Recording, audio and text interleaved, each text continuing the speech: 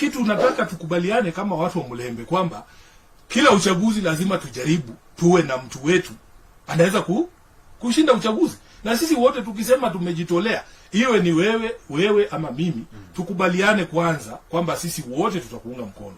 Hata kama safari ni ngumu, wewe ukituunga mkono ndio unarahisisha safari.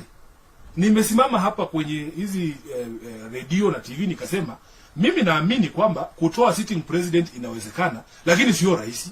Tumekubali itakuwa kazi ngumu. Ndio maana unaona tukienda hizi kaunti zote Omar, tuzungumze na wananchi. Hakuna mtu amesema itakuwa rahisi. Lakini au unajua mwanaume kukikuwa na magunia hapa ya mahindi, nyingine ni kubwa, nyingine ni ndogo. Uko hapo wewe mwanaume na kuna kina mama na kuna watoto. Wewe mzee uwezi amka uchukue gunia ndogo ubebe. Wewe ndio unachukua ile kubwa unaweka kwa mgongo. Hizi kazi ngumu ndio za vijana bwana. Ama wacha wengine, wacha watoto wabebe ile ndogo. So ukiniambia hii kazi ni ngumu ati niwache, haiwezekani. Tutaifanya kwa sababu nimewaambia tunasikia wito wa wananchi wetu. Wanatuambia maisha yamekuwa ngumu, lazima kitu fulani kibadilike. Na wito wa jamii ukishakufikia bro, huwezi hepa. Senator, eneo la magharibi mwa Kenya kumeonekana siasa ya mgawanyiko, division politics. Naam. Na umesema kwamba kaunti 34 bado napiga raundi. But kuna confusion imeanza kuonekana. Juzi nimeona baadhi ya wabunge kusema kwamba wanataka Oparanya awe naibu wa President Ruto. Na ule upande mwingine wanapigia debe Rais Ruto. Utapita katikati vipi na kuhakikisha kwamba hiyo conversation iko at one point? Kwanza kabisa hakuna mtu usimama kura ya naibu ya rais. Hiyo hii ni mpya, hii sijawahi sikia.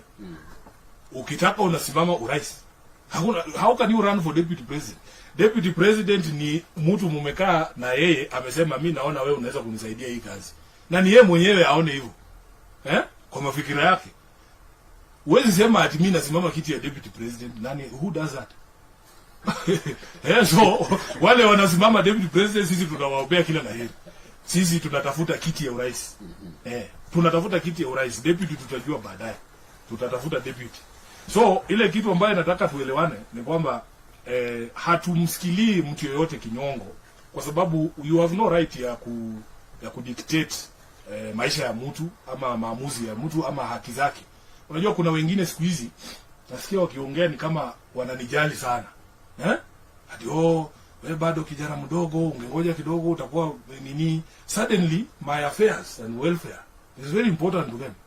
Lakini wakati nimekuwa nikipitia magumu, hata juzi tu ndani ya chama cha ODM, hawezi kuwaona.